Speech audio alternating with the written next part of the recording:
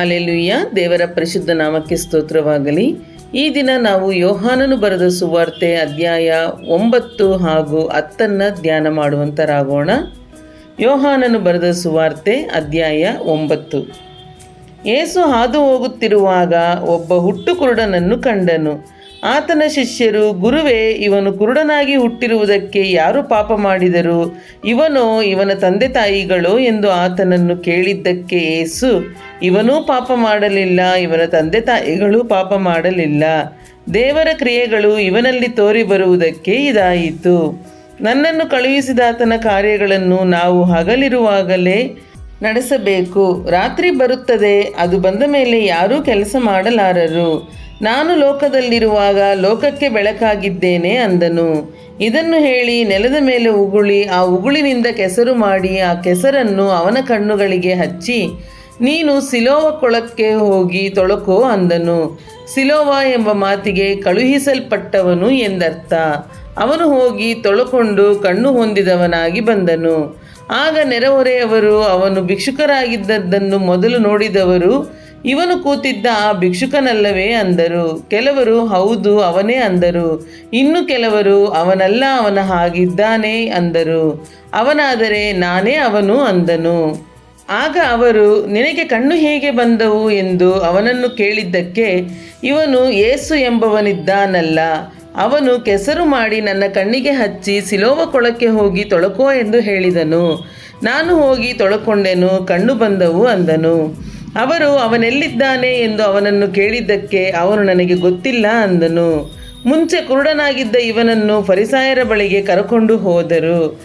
ಯೇಸು ಕೆಸರು ಮಾಡಿ ಅವನಿಗೆ ಕಣ್ಣು ಕೊಟ್ಟ ದಿವಸವು ಸಬ್ಬತ್ ದಿವಸವಾಗಿತ್ತು. ಆದ ಕಾರಣ ಈ ಫರಿಸಾಯರು ಸಹ ಅವನನ್ನು ವಿಚಾರಿಸಿ, ನಿನಗೆ ಹೇಗೆ ಕಣ್ಣು ಬಂದವು ಎಂದು ಕೇಳಿದರು. ಅವನು ಅವರಿಗೆ, ಕೆಸರನ್ನು ನನ್ನ ಕಣ್ಣಿನ ಮೇಲೆ ಇಟ್ಟನು, ನಾನು ತೊಳಕೊಂಡೆನು, ಕಣ್ಣು ಕಾಣುತ್ತವೆ ಎಂದು ಉತ್ತರ ಕೊಟ್ಟನು. ಆ ಫರಿಸಾಯರಲ್ಲಿ ಕೆಲವರು, ಈ ಮನುಷ್ಯನು ದೇವರಿಂದ ಬಂದವನಲ್ಲ, ಅವನು ಸಬ್ಬತ್ ದಿವಸವನ್ನು ಲಕ್ಷ್ಯ ಮಾಡುವುದಿಲ್ಲವಲ್ಲ ಅಂದರು. ಇನ್ನು ಕೆಲವರು, ಇಂಥ ಮಹತ್ತುಗಳನ್ನು ಮಾಡುವುದು ಭಕ್ತಿಹೀನನ ಕೈಯಿಂದ ಹೇಗಾದೀತು ಅಂದರು. ಹೀಗೆ ಅವರಲ್ಲಿ ಭೇದವಾಯಿತು. ಹೀಗಿರಲಾಗಿ ಅವರು ತಿರುಗಿ ಆ ಕುರುಡನನ್ನು, ಅವನು ನಿನಗೆ ಕಣ್ಣು ಕೊಟ್ಟದ್ದರಿಂದ ನೀನು ಅವನ ವಿಷಯವಾಗಿ ಏನು ಹೇಳುತ್ತೀ ಎಂದು ಕೇಳಿದಾಗ ಅವನು, ಆತನು ಪ್ರವಾದಿ ಅನ್ನುತ್ತೇನೆ ಎಂದು ಹೇಳಿದನು. ಆದರೆ ಕಣ್ಣು ಬಂದವನ ವಿಷಯವಾಗಿ ಈ ಯೆಹೂದ್ಯರು, ಇವನು ಕುರುಡನಾಗಿದ್ದು ಈಗ ಕಣ್ಣುಳ್ಳವನಾದನೆಂದು ನಂಬದೆ ಅವನ ತಂದೆ ತಾಯಿಗಳನ್ನು ಕರೆಯಿಸಿ, ಕುರುಡನಾಗಿ ಹುಟ್ಟಿದನೆಂದು ನೀವು ಹೇಳುವಂಥ ನಿಮ್ಮ ಮಗನು ಇವನೋ, ಈಗ ಇವನಿಗೆ ಕಣ್ಣು ಬಂದದ್ದು ಹೇಗೆ ಎಂದು ಅವರನ್ನು ಕೇಳಿದರು. ಅವನ ತಂದೆ ತಾಯಿಗಳು, ಇವನು ನಮ್ಮ ಮಗನೆಂದು ಕುರುಡನಾಗಿ ಹುಟ್ಟಿದನೆಂದು ಬಲ್ಲೆವು, ಈಗ ಹೇಗೆ ಕಣ್ಣು ಬಂದೆವೋ ಅರಿಯೆವು, ಕಣ್ಣು ಕೊಟ್ಟವನು ಯಾರೋ ಅರಿಯೆವು, ಇವನನ್ನೇ ಕೇಳಿರಿ, ಪ್ರಾಯದವನಾಗಿದ್ದಾನಲ್ಲ, ಇವನೇ ತನ್ನ ವಿಷಯವಾಗಿ ಹೇಳುವನು ಎಂದು ಉತ್ತರ ಕೊಟ್ಟರು. ಅವನ ತಂದೆ ತಾಯಿಗಳು ಯೆಹೂದ್ಯರಿಗೆ ಅಂಜಿದ ಕಾರಣ ಈ ಪ್ರಕಾರ ಹೇಳಿದರು. ಯಾಕಂದರೆ ಯಾರಾದರೂ ಯೇಸುವನ್ನು ಕ್ರಿಸ್ತನೆಂದು ಒಪ್ಪಿಕೊಂಡು ಹೇಳಿದರೆ ಅಂಥವರಿಗೆ ಬಹಿಷ್ಕಾರ ಹಾಕಬೇಕೆಂದು ಯೆಹೂದ್ಯರು ಅದಕ್ಕೆ ಮುಂಚೆ ಗೊತ್ತು ಮಾಡಿಕೊಂಡಿದ್ದರು. ಇವನು ಪ್ರಾಯದವನು, ಇವನನ್ನೇ ಕೇಳಿರಿ ಎಂದು ಅವನ ತಂದೆ ತಾಯಿಗಳು ಹೇಳಿದ್ದಕ್ಕೆ ಇದೇ ಕಾರಣ. ಆದ ಕಾರಣ ಅವರು ಕುರುಡನಾಗಿದ್ದ ಆ ಮನುಷ್ಯನನ್ನು 2ನೆಯ ಸಾರಿ ಕರೆದು, ನೀನು ದೇವರಿಗೆ ಮಾನ ಬರುವಂತೆ ಹೇಳು, ಆ ಮನುಷ್ಯನು ಭಕ್ತಿಹೀನನೆಂದು ನಾವು ಬಲ್ಲೆವು ಎಂದು ಹೇಳಲು ಅವನು, ಆತನು ಭಕ್ತಿಹೀನನೋ ಏನೋ ನಾನರಿಯೆ, ಒಂದು ಮಾತ್ರ ಬಲ್ಲೆ, ಕುರುಡನಾಗಿದ್ದೆನು, ಈಗ ಕಣ್ಣು ಕಾಣುತ್ತವೆ ಅಂದನು. ಅವರು ಅವನನ್ನು, ನಿನಗೆ ಏನು ಮಾಡಿದನು, ನಿನಗೆ ಹೇಗೆ ಕಣ್ಣು ಕೊಟ್ಟನು ಎಂದು ಕೇಳಿದ್ದಕ್ಕೆ ಅವನು, ನಿಮಗೆ ಆಗಲೇ ಹೇಳಿದನಲ್ಲ, ನೀವು ಕೇಳಲಿಲ್ಲ, ಯಾಕೆ ತಿರುಗಿ ಕೇಳಬೇಕೆಂದಿದ್ದೀರಿ, ಆತನ ಶಿಷ್ಯರಾಗುವುದಕ್ಕೆ ನಿಮಗೂ ಮನಸ್ಸಿದೆಯೋ ಅಂದನು. ಅದಕ್ಕೆ ಅವರು ಅವನನ್ನು ಬೈದು, ನೀನು ಆ ಮನುಷ್ಯನ ಶಿಷ್ಯ, ನಾವು ಮೋಶೆಯ ಶಿಷ್ಯರು, ಮೋಶೆಯ ಸಂಗಡ ದೇವರು ಮಾತಾಡಿದನೆಂದು ನಾವು ಬಲ್ಲೆವು, ಆದರೆ ಅವನು ಎಲ್ಲಿಯವನೋ ಅರಿಯೆವು ಅಂದರು. ಅದಕ್ಕೆ ಆ ಮನುಷ್ಯನು, ಆತನು ನನಗೆ ಕಣ್ಣು ಕೊಟ್ಟರೂ ಆತನು ಎಲ್ಲಿಯವನೋ ನಿಮಗೆ ಗೊತ್ತಿಲ್ಲದೆ ಇರುವುದು ಆಶ್ಚರ್ಯವಲ್ಲವೇ? ಭಕ್ತಿಹೀನರ ಪ್ರಾರ್ಥನೆಯನ್ನು ದೇವರು ಕೇಳುವುದಿಲ್ಲ. ಯಾವನು ಭಕ್ತನಾಗಿದ್ದು ಆತನ ಚಿತ್ತದಂತೆ ನಡೆಯುತ್ತಾನೋ ಅವನ ಪ್ರಾರ್ಥನೆಯನ್ನು ಕೇಳುತ್ತಾನೆಂದು ಬಲ್ಲೆವು. ಹುಟ್ಟು ಕುರುಡನಿಗೆ ಯಾರಾದರೂ ಕಣ್ಣು ಕೊಟ್ಟ ಸಂಗತಿಯನ್ನು ಲೋಕಾದಿಯಿಂದ ಒಬ್ಬರೂ ಕೇಳಿದ್ದಿಲ್ಲ. ಈತನು ದೇವರಿಂದ ಬಂದವನಲ್ಲದಿದ್ದರೆ ಏನೂ ಮಾಡಲಾರದೆ ಇರುತ್ತಿದ್ದನು ಅಂದನು. ಈ ಮಾತಿಗೆ ಅವರು, ನೀನು ಕೇವಲ ಪಾಪದಲ್ಲಿ ಹುಟ್ಟಿದವನು, ನಮಗೆ ಉಪದೇಶ ಮಾಡುತ್ತೀಯೋ ಎಂದು ಹೇಳಿ ಅವನನ್ನು ಹೊರಗೆ ಹಾಕಿದರು. ಅವನನ್ನು ಹೊರಗೆ ಹಾಕಿದರೆಂದು ಯೇಸು ಕೇಳಿ ಅವನನ್ನು ಕಂಡುಕೊಂಡು, ನೀನು ಮನುಷ್ಯಕುಮಾರನನ್ನು ನಂಬುತ್ತೀಯೋ ಎಂದು ಕೇಳಿದನು. ಅದಕ್ಕವನು, ಆತನು ಯಾರು ಸ್ವಾಮಿ, ತಿಳಿಸಿದರೆ ಆತನನ್ನು ನಂಬುತ್ತೇನೆ ಅಂದಾಗ, ಯೇಸು, ನೀನು ಅವನನ್ನು ಕಂಡಿದ್ದಿ, ನಿನ್ನ ಸಂಗಡ ಮಾತಾಡುತ್ತಿರುವ ನಾನೇ ಅವನು ಅಂದನು. ಅವನು, ನಂಬುತ್ತೇನೆ ಸ್ವಾಮಿ ಎಂದು ಹೇಳಿ ಆತನಿಗೆ ಅಡ್ಡಬಿದ್ದನು. ಆಗ ಯೇಸು, ನಾನು ನ್ಯಾಯ ತೀರ್ಪಿಗಾಗಿ ಈ ಲೋಕಕ್ಕೆ ಬಂದಿದ್ದೇನೆ. ಆ ತೀರ್ಪು ಏನೆಂದರೆ, ಕಣ್ಣಿಲ್ಲದವರಿಗೆ ಕಣ್ಣು ಬರುವವು, ಕಣ್ಣಿದ್ದವರು ಕುರುಡರಾಗುವರು ಅಂದನು. ಇದನ್ನು ಆತನ ಸಂಗಡ ಇದ್ದ ಫರಿಸಾಯರು ಕೇಳಿ, ನಾವು ಕುರುಡರೇನು ಎಂದು ಕೇಳಿದಾಗ ಯೇಸು ಅವರಿಗೆ, ನೀವು ಕುರುಡರಾಗಿದ್ದರೆ ನಿಮಗೆ ಪಾಪವೂ ಇರುತ್ತಿರಲಿಲ್ಲ. ನಮಗೆ ಕಣ್ಣು ಕಾಣುತ್ತವೆ ಅನ್ನುತ್ತೀರಾದ್ದರಿಂದ ನಿಮ್ಮ ಪಾಪವು ಉಳಿದದೆ. ಯೋಹಾನನು ಬರೆದ ಸುವಾರ್ತೆ ಅಧ್ಯಾಯ 10. ನಿಮಗೆ ನಿಜ ನಿಜವಾಗಿ ಹೇಳುತ್ತೇನೆ, ಕುರಿ ಹಟ್ಟಿಯೊಳಗೆ ಬಾಗಲಿಂದ ಬಾರದೆ ಮತ್ತೆಲ್ಲಿಂದಾದರೂ ಹತ್ತಿ ಬರುವವನು ಕಳ್ಳನು, ಸುಲುಕೊಳ್ಳುವವನು ಆಗಿದ್ದಾನೆ. ಬಾಗಲಿಂದ ಒಳಕ್ಕೆ ಬರುವವನು ಆ ಕುರಿಗಳ ಕುರುಬನು. ಬಾಗಲು ಕಾಯುವವನು ಅವನಿಗೆ ಬಾಗಲನ್ನು ತೆರೆಯುತ್ತಾನೆ. ಕುರಿಗಳು ಅವನ ಸ್ವರಕ್ಕೆ ಕಿವಿಗೊಡುತ್ತವೆ. ಅವನು ಸ್ವಂತ ಕುರಿಗಳನ್ನು ಹೆಸರು ಹೇಳಿ ಕರೆದು ಹೊರಗೆ ಬಿಡುತ್ತಾನೆ. ಸ್ವಂತ ಕುರಿಗಳನ್ನೆಲ್ಲ ಹೊರಗೆ ಬಿಟ್ಟ ಮೇಲೆ ತಾನು ಅವುಗಳ ಮುಂದೆ ಹೋಗುತ್ತಾನೆ. ಕುರಿಗಳು ಅವನ ಸ್ವರವನ್ನು ತಿಳುಕೊಂಡು ಅವನ ಹಿಂದೆ ಹೋಗುತ್ತವೆ. ಅವು ಅನ್ಯರ ಸ್ವರವನ್ನು ತಿಳಿಯುವುದಿಲ್ಲ. ಅನ್ಯನ ಹಿಂದೆ ಹೋಗದೆ ಅವನ ಬಳಿಯಿಂದ ಓಡಿ ಹೋಗುತ್ತವೆ. ಈ ಉಪಮಾನವನ್ನು ಯೇಸು ಅವರಿಗೆ ಹೇಳಿದನು. ಆದರೂ ಆತನ ಮಾತಿನ ಅರ್ಥವನ್ನು ಅವರು ಗ್ರಹಿಸಲಿಲ್ಲ. ಆದ ಕಾರಣ ಯೇಸು ಮತ್ತು ಅವರಿಗೆ, ನಿಮಗೆ ನಿಜ ನಿಜವಾಗಿ ಹೇಳುತ್ತೇನೆ, ಕುರಿಗಳಿಗೆ ನಾನೇ ಬಾಗಲಾಗಿದ್ದೇನೆ. ನನಗಿಂತ ಮುಂಚೆ ಬಂದವರೆಲ್ಲರೂ ಕಳ್ಳರೂ ಸುಲುಕೊಳ್ಳುವವರೂ ಆಗಿದ್ದಾರೆ, ಆದರೆ ಕುರಿಗಳು ಅವರಿಗೆ ಕಿವಿಗೊಡಲಿಲ್ಲ. ನಾನೇ ಆ ಬಾಗಲು. ನನ್ನ ಮುಖಾಂತರವಾಗಿ ಯಾವನಾದರೂ ಒಳಕ್ಕೆ ಹೋದರೆ ಸುರಕ್ಷಿತವಾಗಿದ್ದು ಒಳಗೆ ಹೋಗುವನು, ಹೊರಗೆ ಬರುವನು, ಮೇವನ್ನು ಕಂಡುಕೊಳ್ಳುವನು. ಕಳ್ಳನು ಕದ್ದುಕೊಳ್ಳುವುದಕ್ಕೂ ಕೊಯ್ಯುವುದಕ್ಕೂ ಹಾಳು ಮಾಡುವುದಕ್ಕೂ ಬರುತ್ತಾನೆ ಹೊರತು ಮತ್ತಾವುದಕ್ಕೂ ಬರುವುದಿಲ್ಲ. ನಾನಾದರೂ ಅವುಗಳಿಗೆ ಜೀವವು ಇರಬೇಕಂತಲೂ ಅದು ಸಮೃದ್ಧಿಯಾಗಿರಬೇಕಂತಲೂ ಬಂದೆನು. ನಾನೇ ಒಳ್ಳೆ ಕುರುಬನು. ಒಳ್ಳೆ ಕುರುಬನು ತನ್ನ ಕುರಿಗಳಿಗೋಸ್ಕರ ತನ್ನ ಪ್ರಾಣವನ್ನು ಕೊಡುತ್ತಾನೆ. ಕೂಲಿಯಾಳು ಕುರುಬನು ಕುರಿಗಳ ಒಡೆಯನೂ ಆಗಿರದೆ ತೋಳ ಬರುವುದನ್ನು ಕಾಣುತ್ತಲೇ ಕುರಿಗಳನ್ನು ಬಿಟ್ಟು ಓಡಿ ಹೋಗುತ್ತಾನೆ. ತೋಳವು ಅವುಗಳನ್ನು ಹಿಡುಕೊಂಡು ಹಿಂಡನ್ನು ಚದರಿಸುತ್ತದೆ.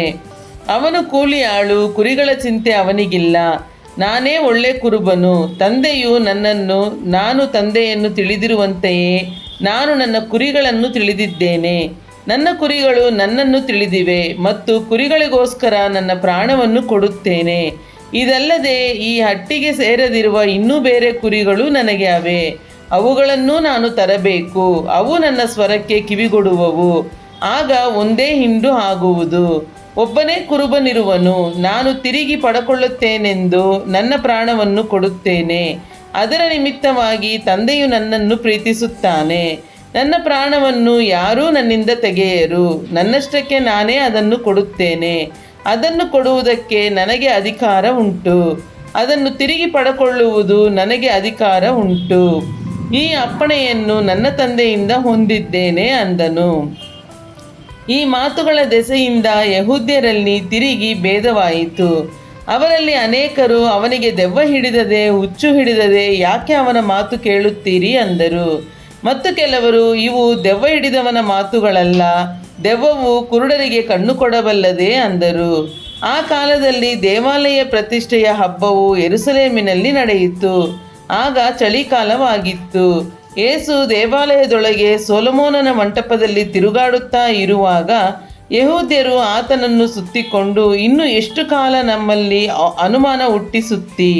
ನೀನು ಕ್ರಿಸ್ತನಾಗಿದ್ದರೆ ಅದನ್ನು ನಮಗೆ ಸ್ಪಷ್ಟವಾಗಿ ಹೇಳು ಅಂದರು.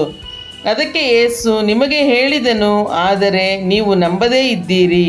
ನನ್ನ ತಂದೆಯ ಹೆಸರಿನಲ್ಲಿ ನಾನು ಮಾಡುವ ಕ್ರಿಯೆಗಳೇ ನನಗೆ ಸಾಕ್ಷಿಯಾಗಿವೆ. ಆದರೂ ನೀವು ನನ್ನ ಕುರಿಗಳಿಗೆ ಸೇರಿದವರಲ್ಲವಾದದ್ದರಿಂದ ನಂಬದೇ ಇದ್ದೀರಿ. ನನ್ನ ಕುರಿಗಳು ನನ್ನ ಸ್ವರಕ್ಕೆ ಕಿವಿಗೊಡುತ್ತವೆ. ನಾನು ಅವುಗಳನ್ನು ಬಲ್ಲೆನು, ಅವು ನನ್ನ ಹಿಂದೆ ಬರುತ್ತವೆ. ನಾನು ಅವುಗಳಿಗೆ ನಿತ್ಯ ಜೀವವನ್ನು ಕೊಡುತ್ತೇನೆ. ಅವು ಎಂದಿಗೂ ನಾಶವಾಗುವುದೇ ಇಲ್ಲ. ಅವುಗಳನ್ನು ಯಾರೂ ನನ್ನ ಕೈಗಳಿಂದ ಕಸಕೊಳ್ಳರು. ನನ್ನ ತಂದೆಯು ನನಗೆ ಕೊಟ್ಟದ್ದು ಎಲ್ಲದಕ್ಕಿಂತ ದೊಡ್ಡದ್ದು. ಅದನ್ನು ತಂದೆಯ ಕೈಯೊಳಗಿಂದ ಯಾರೂ ಕಸಕೊಳ್ಳಲಾರರು. ನಾನು ತಂದೆಯು ಒಂದಾಗಿದ್ದೇವೆ ಅಂದನು. ಯೆಹೂದ್ಯರು ಆತನನ್ನು ಹೊಡೆದು ಕೊಲ್ಲಬೇಕೆಂದು ತಿರುಗಿ ಕಲ್ಲುಗಳನ್ನು ತೆಗೆದುಕೊಂಡು ಬರಲು ಯೇಸು ಅವರನ್ನು, ತಂದೆಯ ಕಡೆಯಿಂದ ಅನೇಕ ಒಳ್ಳೆಯ ಕ್ರಿಯೆಗಳನ್ನು ನಿಮಗೆ ತೋರಿಸಿದೆನು. ಅವುಗಳಲ್ಲಿ ಯಾವ ಕ್ರಿಯೆಯ ದೆಸೆಯಿಂದ ನನ್ನ ಮೇಲೆ ಕಲ್ಲೆಸೆಯುತ್ತೀರಿ ಎಂದು ಕೇಳಿದ್ದಕ್ಕೆ ಯೆಹೂದ್ಯರು, ನಾವು ನಿನ್ನ ಮೇಲೆ ಕಲ್ಲೆಸೆಯುವುದು ಒಳ್ಳೆ ಕಾರ್ಯದ ದೆಸೆಯಿಂದಲ್ಲ, ದೇವದೂಷಣೆಯ ದೆಸೆಯಿಂದಲೂ, ನೀನು ಮನುಷ್ಯನಾಗಿದ್ದು ನಿನ್ನನ್ನು ನೀನೇ ದೇವರನ್ನಾಗಿ ಮಾಡಿಕೊಳ್ಳುವುದರ ದೆಸೆಯಿಂದಲೂ ನಿನ್ನ ಮೇಲೆ ಕಲ್ಲೆಸೆಯುತ್ತೇವೆ ಅಂದರು. ಅದಕ್ಕೆ ಯೇಸು, ನೀವು ದೇವರುಗಳೇ ಎಂದು ನಾನು ಹೇಳಿದೆನು ಎಂಬುದಾಗಿ ನಿಮ್ಮ ಧರ್ಮಶಾಸ್ತ್ರದಲ್ಲಿ ಬರೆದದೆಯಲ್ಲ. ಶಾಸ್ತ್ರವು ಸುಳ್ಳಾಗಲಾರದಷ್ಟೇ. ಹಾಗಾದರೆ ದೇವರ ವಾಕ್ಯವನ್ನು ಹೊಂದಿದವರನ್ನು ದೇವರುಗಳೆಂದು ಆತನು ಹೇಳಿರುವಲ್ಲಿ ತಂದೆಯು ಪ್ರತಿಷ್ಠೆ ಮಾಡಿ ಲೋಕಕ್ಕೆ ಕಳುಹಿಸಿಕೊಟ್ಟಿದವನಾದ ನಾನು ದೇವರ ಮಗನಾಗಿದ್ದೇನೆಂದು ಹೇಳಿದ್ದಕ್ಕೆ ನೀನು ದೇವದೂಷಣೆ ಮಾಡುತ್ತೀ ಅನ್ನುತ್ತೀರೋ? ನಾನು ನನ್ನ ತಂದೆಯ ಕ್ರಿಯೆಗಳನ್ನು ಮಾಡದಿದ್ದರೆ ನನ್ನ ಮಾತನ್ನು ನಂಬಬೇಡಿರಿ. ಮಾಡಿದರೆ ನನ್ನ ಮಾತನ್ನು ನಂಬದೇ ಇದ್ದರೂ ಆ ಕ್ರಿಯೆಗಳ ಸಾಕ್ಷಿಯನ್ನಾದರೂ ನಂಬಿರಿ. ಆಗ ನನ್ನಲ್ಲಿ ತಂದೆಯು ಇದ್ದಾನೆಂತಲೂ ತಂದೆಯಲ್ಲಿ ನಾನು ಇದ್ದೇನೆಂತಲೂ ನೀವು ತಿಳುಕೊಂಡು ಮನನ ಮಾಡಿಕೊಳ್ಳುವಿರಿ ಅಂದನು. ಅವರು ತಿರುಗಿ ಆತನನ್ನು ಹಿಡಿಯುವುದಕ್ಕೆ ನೋಡಿದರು, ಆದರೆ ಅವರ ಕೈಗೆ ತಪ್ಪಿಸಿಕೊಂಡು ಹೋದನು. ಆಮೇಲೆ ಆತನು ಯೋರ್ದಾನ್ ಹೊಳೆಯ ಆಚೆ ಯೋಹಾನನು ಮೊದಲು ಸ್ನಾನ ಮಾಡಿಸುತ್ತಿದ್ದ ಸ್ಥಳಕ್ಕೆ ತಿರುಗಿ ಹೋಗಿ ಅಲ್ಲಿ ಇದ್ದನು. ಅನೇಕರು ಆತನ ಬಳಿಗೆ ಬಂದು, ಯೋಹಾನನು ಒಂದು ಸೂಚಕ ಕಾರ್ಯವನ್ನೂ ಮಾಡಲಿಲ್ಲ, ಆದರೆ ಈತನ ವಿಷಯವಾಗಿ ಯೋಹಾನನು ಹೇಳಿದ್ದೆಲ್ಲ ನಿಜವಾಗಿತ್ತು ಎಂದು ಮಾತಾಡುತ್ತಿದ್ದರು. ಅಲ್ಲಿ ಅನೇಕರು ಆತನನ್ನು ನಂಬಿದರು. ಹಲ್ಲೆಲೂಯಾ. ದೇವರ ಪರಿಶುದ್ಧ ನಾಮಕ್ಕೆ ಸ್ತೋತ್ರವಾಗಲಿ.